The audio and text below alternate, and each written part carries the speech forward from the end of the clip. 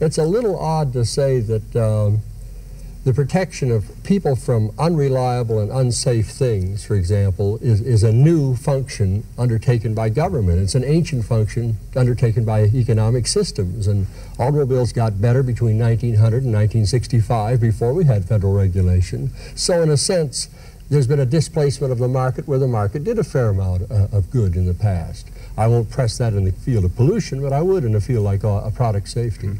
Well, are you saying that really there are some areas in which the market does not work well, that in most areas the market does, but in some areas it doesn't, and that government regulation should really be more narrowly confined to those areas where the marketplace doesn't work for one reason or another? Well, that's certainly a legitimate position. I accept that. I do think that it is impossible on grounds of personal decisions to remove automobile pollution.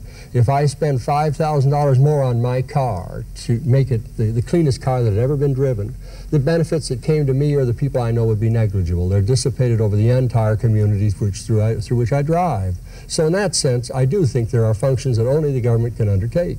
They aren't as long a list, in my opinion, as in almost anybody else's opinion. Well, I would contest one of your examples. You said in product safety, car safety area, you wouldn't agree as you would the pollution area. Since 1966, when the Auto Safety Agency was created, auto deaths per miles driven has gone down 25%.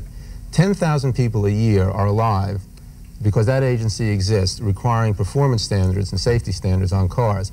In fact, this year, the Department of Transportation issued a rule requiring passive restraints, which probably will mean airbags in your car, so that in the 1980s, when the car stops dead, the passenger doesn't. He or she hits this cushion. Best estimate, 9,000 lives a year, 63,000 lives a year. But doesn't some of that reduction in deaths have something to do with the 55-mile-an-hour speed limit, which was put in for quite different reasons? Oh, the 55-mile-an-hour speed limit is part of it.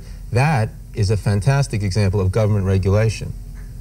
Well, that's a question, because if you die in a traffic jam rather than in an accident, there's a marginal decision. But I think you're being too kind. The decline in automobile accidents per million miles driven has been going on for a long time. There was a reversal from 1960 to 65 because we got a lot of young drivers because of the bulge in the 20-year-olds who have to learn how to drive through one accident or more. So that I don't think in the long-term trend that you can get anywhere near that much credit to the regulation. Indeed, let me just add one striking case. Sam Peltzman, a colleague of mine, did a study which suggests that as a result of cars being safer with seat belts and masked dashboards and things like that, we now drive with a little more blitheness, and that what really happened is that automobile drivers live longer, but pedestrians don't live as long.